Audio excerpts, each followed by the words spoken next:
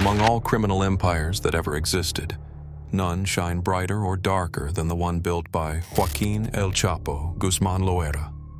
To the world, he was a ruthless drug lord, a man responsible for rivers of blood. But behind those prison walls of legend, he lived like a billionaire king, surrounded by gold, women, and absolute power. What if everything you thought you knew about El Chapo, the man, the myth, the monster, was only half the story? Hidden beneath the gunfire and violence was a life so extravagant, so untouchable, it could rival the palaces of the world's richest men. His mansions glittered with gold leaf, his planes carried diamonds, and his network reached from the mountains of Sinaloa to the banks of Europe. He bought not just people, but silence. He controlled not just cities, but the fear that ruled them. And yet, the higher he rose, the closer he came to the fall that would end everything. This is not just a story of crime, it's the story of an empire built on blood and gold, where one man defied governments, built fortunes out of fear, and lived a double life few ever dared to imagine. This is the untold billionaire world of El Chapo, and what happened when his kingdom finally began to crumble. Long before the world knew his name, Joaquín El Chapo Guzmán was just another barefoot boy running through the dust of La Tuna, a tiny village buried deep in the Sinaloa mountains of northwestern Mexico. The sun scorched the earth, the air reeked of dry soil and gun oil, and opportunities were as scarce as rain. Born in 1957, El Chapo grew up in a shack with no electricity, surrounded by fields of opium poppy and marijuana that fed entire families more reliably than any legal crop. His father was a violent man, a small-time grower who taught him that survival meant submission or control. From the beginning, young Guzmán understood that poverty wasn't a curse, it was a trap, and he swore to escape it, no matter the cost. In his teens, he began transporting small packages of weed and heroin through mountain trails for local traffickers. It wasn't long before he caught the attention of Miguel Ángel Félix Gallardo, the man known as the godfather of Mexican narco trade. And under Gallardo's mentorship, El Chapo learned the art of logistics, secrecy, and power, how to move tons of drugs across borders, how to corrupt police, and how to disappear without a trace. When the Guadalajara cartel collapsed in the late 1980s after Gallardo's arrest, El Chapo didn't fade into chaos. He seized the vacuum. From those ashes, he built his own faction, the Sinaloa cartel, and transformed it into a machine that would redefine organized crime. Unlike other bosses who ruled with brute force alone, he operated like a CEO of a multinational corporation, complete with managers, couriers, accountants, and enforcers. His empire stretched across 5 continents, with roots through Colombia, Venezuela, and the United States, even reaching into Europe and Asia. He built a network of tunnels under the US-Mexico border, some stretching over a mile long, with lighting, rail tracks, and ventilation systems, an engineering marvel dedicated to smuggling. He paid off border officials, airport security, and even politicians, creating a web of loyalty stitched together by fear and money. By the early 1990s, he had become one of the most powerful figures in the hemisphere. His shipments fed an estimated 25% of all drugs entering the United States, worth billions. But it wasn't just business, it was personal. Each success was a slap in the face to the poverty that once chained him. Each shipment that crossed the border was a declaration. He was no longer a nobody from La Tuna. He was El Chapo, the man who outsmarted governments and built an invisible empire from nothing. Yet, beneath the triumphs, paranoia was already taking root. For every ally he bought, an enemy was born. For every tunnel he built, a trap awaited. And while his cartel rose higher, so did the price on his head. Power had freed him from poverty, but it had also set the stage for a life that could never truly be free. By the time El Chapo reached his 40s, His name had become a whisper that echoed through the corridors of power from Mexico City to Washington, D.C. He wasn't just a drug lord anymore. He was a shadow billionaire, a man whose influence ran deeper than the cartels of old. His genius wasn't just in violence or fear, it was in business.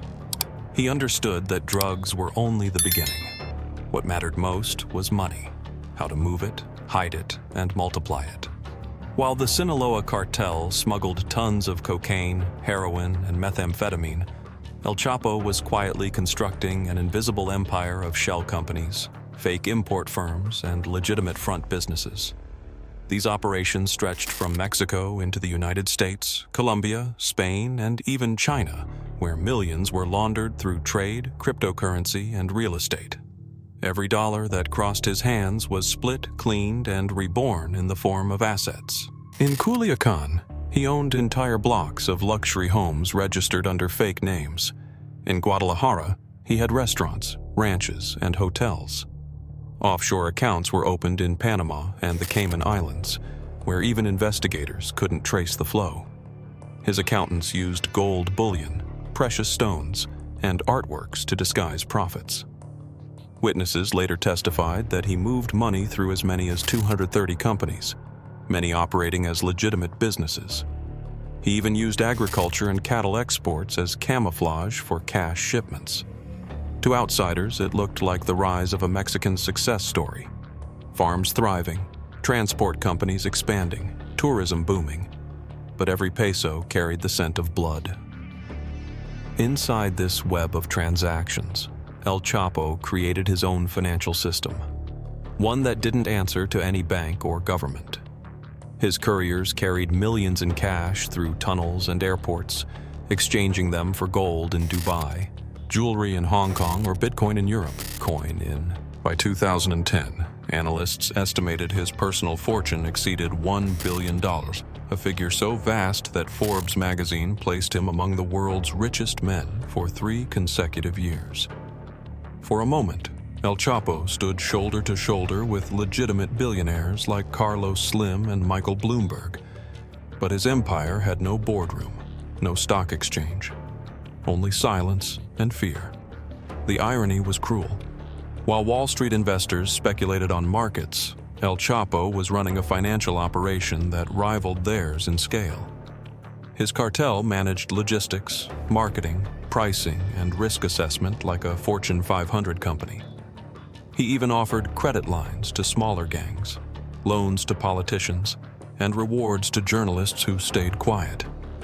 He controlled supply, demand, and fear, the 3 most valuable currencies in his world. But the deeper he sank into luxury, the more exposed he became. His mansions in Sinaloa gleamed with imported marble and gold-trimmed ceilings. His private jets carried him from Mexico City to Caracas and Buenos Aires, where he met partners posing as businessmen. It was said that one of his jets had diamond-encrusted seatbelt clasps and a gold-plated interior.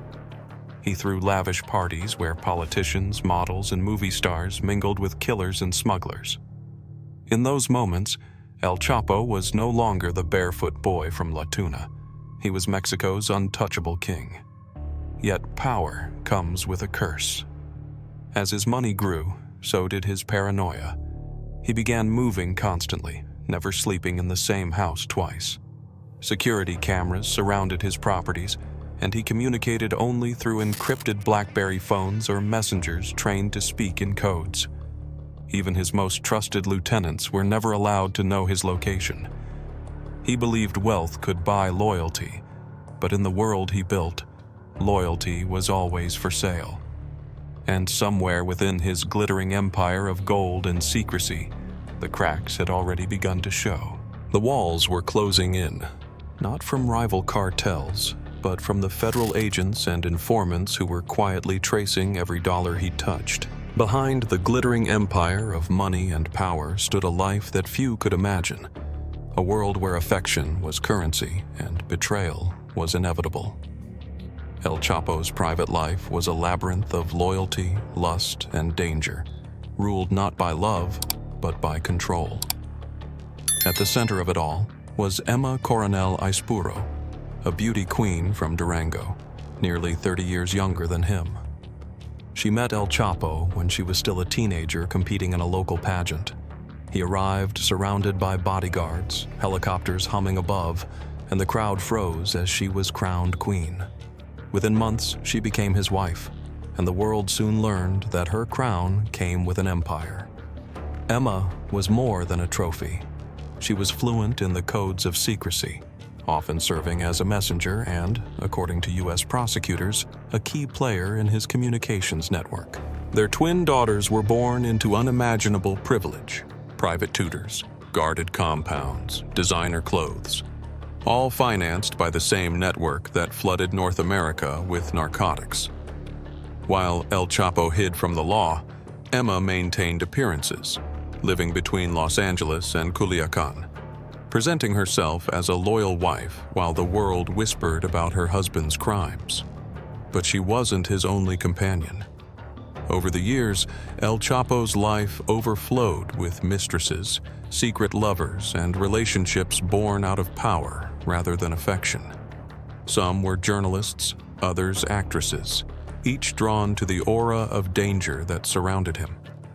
In the shadows, jealousy and betrayal often sparked violence. Rivals were silenced, and whispers vanished in the night. The same charm that won hearts also destroyed lives. Within his organization, family and business intertwined like a double-edged blade.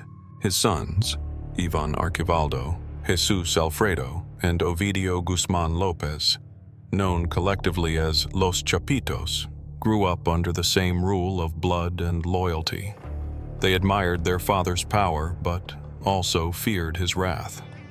Each son inherited a piece of the empire and the paranoia that came with it. The mansion where they lived wasn't just a home, it was a fortress. Armed guards patrolled the perimeter, cameras watched every corner, and beneath the polished floors were hidden tunnels leading to escape routes and storage vaults. Inside, the decor mixed luxury with intimidation. Chandeliers hanging over bulletproof windows, silk sheets beside racks of weapons, children's toys next to stacks of cash. For El Chapo, control was love, and love was possession. His world operated under one rule: loyalty above all. Those who broke it vanished, sometimes forever. Yet even the most feared man in Mexico couldn't control his own destiny. As the DEA, FBI, and Mexican Marines tightened their grip, the people closest to him began to fracture. Some relatives turned informants, and former allies became enemies. The very walls of his empire, built from gold and silence, began to echo with fear. Still, El Chapo clung to his version of family. He once told a confidant, "Everything I built was for them, the houses, the planes, the tunnels." But for his family, that empire was both a blessing and a curse. His wife faced endless scrutiny. His sons became hunted men. His daughters would grow up under the shadow of a name that once ruled nations. As years passed, El Chapo's trust eroded, replaced by suspicion of everyone, even those he loved. His wealth could buy anything except peace. He no longer dined with friends, no longer slept through the night. Every sound was a possible raid, every face a possible traitor. For a man who once ruled millions, his world was shrinking to rooms, tunnels, and memories. And while the world admired the myth of his power, the truth was simple. The man who owned everything could no longer trust anyone. By the time El Chapo reached his 50s, his paranoia had become prophecy. Every dream of control was collapsing into chaos. His first downfall came in 1993, when he was arrested in Guatemala and handed over to Mexican authorities. The empire he built didn't crumble, it simply adapted. Even from inside Puente Grande prison, El Chapo ruled like a CEO. Guards took orders, prisoners carried his messages, and money ensured silence. But by 2001, he decided that silence was no longer enough. On a humid January night, he vanished, hidden inside a laundry cart, pushed past guards he had paid for years. That single act turned him into a legend. For the next 13 years, he disappeared into the mountains of Sinaloa, protected by entire villages that owed him loyalty. He built hospitals, schools, and roads, blending philanthropy with fear. To many locals, he wasn't a criminal. He was a folk hero, a modern-day Robin Hood with gold-plated weapons and his own code of justice. But in February 2014, the illusion ended. Mexican Marines, guided by U.S. intelligence, stormed a condominium in Mazatlan. Inside, El Chapo was found sleeping next to his wife, Emma Coronel, his escape tunnels already sealed off. His capture was hailed as a global victory. Yet behind the headlines, he was already planning his next move. In July 2015, the impossible happened again. From his cell in Altiplano prison, El Chapo vanished through a 1.5-kilometer tunnel that had been dug directly beneath his shower. The tunnel was equipped with lights, rails, and ventilation, ending at a small house in a cornfield. It had taken over a year to construct, a masterpiece of engineering, funded and organized under the noses of the world's most powerful governments. The video of the empty cell went viral, and once again, the myth of El Chapo grew. But this escape would be his undoing. The arrogance it required, the attention it attracted, and the betrayal it provoked would change everything. During his time on the run, El Chapo reached out to Mexican actress Kate del Castillo, fascinated by her portrayal of a cartel queen. Through her, he made contact with Hollywood actor Sean Penn, hoping to tell his story to the world. It was a dangerous vanity project. What he didn't realize was that the meeting, arranged deep in the jungle, was being tracked by intelligence agencies. Days later, his location was triangulated. In January 2016, Mexican Marines raided a safe house in Los Mochis, unleashing a firefight that ended with his capture. He was flown under heavy guard to Mexico City, and a year later, extradited to the United States to face justice. His trial in New York in 2019 became one of the most expensive and closely watched in history. Witnesses revealed a life of unimaginable wealth and violence. Gold-plated rifles, private zoos, million-dollar bribes. Yet sitting in court, the once untouchable king looked small, almost fragile. When the verdict came, life in prison plus 30 years, there were no shouts, no defiance, just silence. Today, he serves his sentence at ADX Florence in Colorado, known as the Alcatraz of the Rockies. His cell measures 7 by 12 feet, a concrete box with a small slit for light. He eats alone, exercises alone, and will likely die there. The man who once built tunnels now lives in a world without exits. No gold, no women, no empire, only walls. His voice is gone, his power dissolved into myth. Yet even now, the legend of El Chapo lives on. His sons, Los Chapitos, continue to wage their own war, keeping his name alive in blood and fear. And somewhere inside that concrete cell, as the lights flicker off for the night, Joaquín Guzmán Loera may still imagine the tunnels beneath his feet, the same tunnels that once led to freedom, now forever buried beneath the weight of his empire. In the end, the story of Joaquín El Chapo Guzmán is not just about drugs or money, it's about the cost of power and the illusion of control. For decades, he built an empire so vast that it touched every corner of the world. Yet it all began with a barefoot boy chasing a dream in La Tuna. He rose through blood, bought silence, and ruled through fear. He defied governments, escaped prisons, and outsmarted armies. But for all the billions he made, for all the loyalty he demanded, El Chapo could never outrun one truth: that no man, no matter how feared, can escape himself. The tunnels that once symbolized freedom became his eternal cage. The gold that once covered his walls became meaningless dust. His kingdom collapsed not because of enemies, but because of the weight of its own greed.